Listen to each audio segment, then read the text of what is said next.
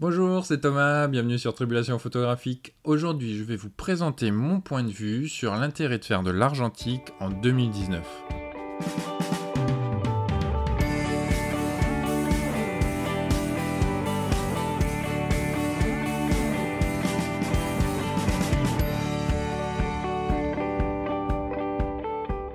Aujourd'hui, je voulais vous parler de mon approche de la photographie argentique. Alors, c'est un thème qui revient assez régulièrement dans le podcast, mais voilà, j'ai décidé en fait de mettre la photographie argentique, non pas pour suivre un certain effet de mode, mais pour ralentir ma production photographique. Avec le numérique, on a vraiment l'impression de toujours faire des photos et d'emmagasiner des photos, de ne pas réfléchir forcément avant de déclencher.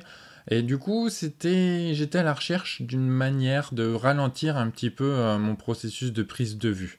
Alors il y a maintenant quelques années, j'avais abandonné mon réflexe pour un Leica M8, donc quand même du numérique, avec une visée télémétrique, et ce qui a eu pour conséquence de ralentir mes prises de vue, car en fait j'étais pas vraiment à l'aise avec ce type de mise au point au tout départ, et n'ayant connu jusque-là que l'autofocus, ça a été un petit peu problématique, ça m'a pris un peu de temps, on va dire, à prendre en main la visée télémétrique. Alors aujourd'hui, j'ai acquis une certaine dextérité avec la visée télémétrique et les déclenchements, ils peuvent désormais s'enchaîner à un rythme un peu plus important, même si j'ai jamais été vraiment un déclencheur fou, j'ai jamais pris des rafales ou quoi que ce soit. Mais voilà, là avec la visée télémétrique, avec le Leica, je commence à pouvoir reprendre des photographies assez rapidement. Le passage au Leica m'a tout de même forcé à m'arrêter de temps en temps et à plus réfléchir avant de déclencher. J'ai vraiment senti ça quand je suis passé au Leica.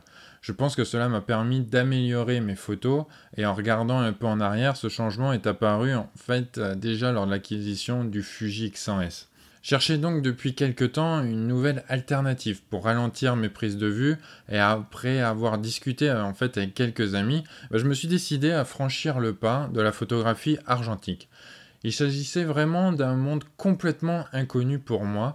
Car petit, j'ai bien le souvenir de voir mes parents avec un réflexe argentique, mais il ne s'agissait absolument pas de l'objet précieux de la famille. Mais voilà, ensuite en faisant du ménage dans un vieux garage, j'ai retrouvé deux appareils photo où il y avait encore des pellicules qui étaient présentes dans ces appareils, et je me suis dit, pourquoi pas? Pourquoi pas essayer ces appareils et essayer en fait l'argentique? Ce fut mes premiers pas dans ce monde en fait, et j'ai été rapidement séduit par le rendu unique, alors que j'étais vraiment sceptique au début. C'est vrai que quand je parlais avec des anciens qui me disaient le rendu de l'argentique c'est vraiment spécial, on retrouve pas la même chose en numérique, vraiment j'étais sceptique, et aujourd'hui, du coup, j'ai pas forcément ce discours-là, mais c'est vrai qu'il y a un petit truc en plus. Et surtout, il y a le petit rituel qui va autour, et c'est ça que j'adore aujourd'hui. Ayant fait mes armes du coup sur ces appareils trouvés dans le garage, j'ai craqué, je me suis acheté un Bronica SQA, qui est un moyen format, un 6.6. Je pratique la photographie au format carré, déjà en numérique, je recadrais mes photos très très souvent au format carré, donc je me suis dit pourquoi pas essayer un moyen format au format 6.6, voilà, ça sera natif, et au moins j'aurai peut-être un petit peu moins de travail derrière. Je voulais en effet trouver une réelle utilité à utiliser un appareil argentique plutôt que numérique. Et en plus, le moyen format, il s'est imposé un peu comme une évidence parce que c'était un réel plus. La qualité d'image du moyen format, elle est assez étonnante, et particulièrement pour les portraits, même si c'est pas forcément le type de photo que je faisais quand j'avais acheté le SQA, mais j'en ai parlé aujourd'hui, j'aime de plus en plus faire ce type de photos, des photos de portraits. Là, on voit qu'avec le moyen format, ça a vraiment un rendu unique. Avec ces vieux appareils, je trouve que on se concentre vraiment sur l'essentiel. Il n'y a pas à rentrer dans les menus pour choisir une option ou je ne sais quoi d'autre. Vous me direz que la mise au point manuelle est contraignante, mais je suis pas vraiment d'accord. Il s'agit surtout d'une habitude à avoir, et une nouvelle fois, cela permet de ralentir la prise de vue. C'était vraiment le but à l'origine, moi, quand je suis passé à l'argentique. Si on prend le temps, alors, le déchet, faute de mauvaise mise au point, il n'est pas si important que ça.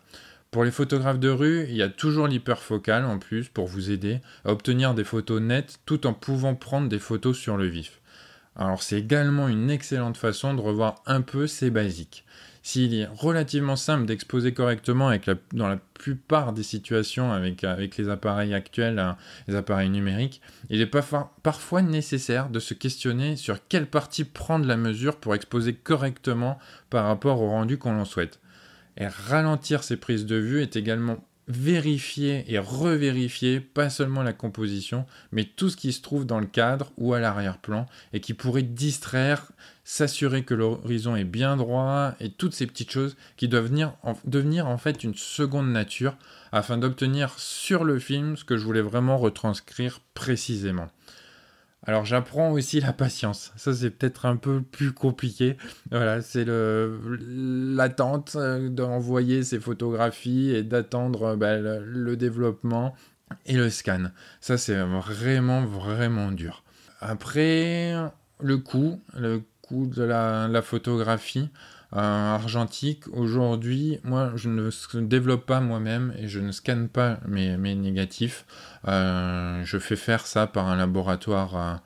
Voilà, pour l'instant, j'ai pas forcément le temps de pouvoir le faire. Et c'est un réel gain de temps en fait, de pouvoir appeler un laboratoire et de lui confier mes pellicules en plus du scan. J'obtiens toujours des scans qui sont nickel. Alors moi j'envoie mes photos chez Carmencita Film Lab. Alors c'est en Espagne, mais voilà, ils font vraiment un très très bon travail. Alors on va dire que j'ai fait un peu quelques calculs. Alors on va dire pour une pellicule 120, pour le moyen format, le coût d'une photo ça revient à un petit peu moins de 2 euros, 1,90 € je crois. Si on compte l'achat de la pellicule, le développement et le scan de la pellicule.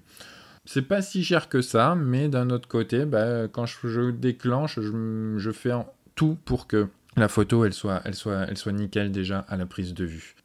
Quelques petites adresses, donc du coup c'est Carmencita Film Lab pour faire scanner et développer les photos. La plupart du temps j'achète mes pellicules aussi en ligne chez Labo Argentique, un petit magasin au centre de la France. Voilà, je sais qu'ils font les développements et les scans aussi, j'ai pas encore testé, mais pourquoi pas. Avec cette méthode, du coup, avec l'argentique, j'ai vraiment aujourd'hui l'impression de passer plus de temps à prendre des photos, moins de temps derrière mon écran.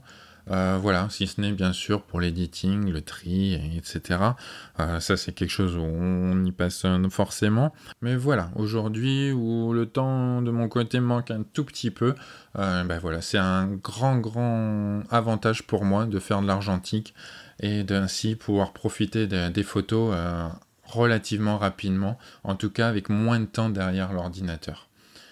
Alors j'espère que ce processus il me permettra de m'améliorer dans ma pratique photographique et que j'aurai de meilleures habitudes même une fois revenu au numérique. En attendant, je prends vraiment énormément de plaisir à utiliser ces vieux appareils. J'en avais parlé dans l'épisode du podcast sur le gaz. Voilà, j'ai tendance aujourd'hui à acheter de nombreux appareils argentiques, malheureusement, parce que voilà, c'est vraiment de très très beaux objets et ça devient aussi un plaisir d'utiliser ces objets.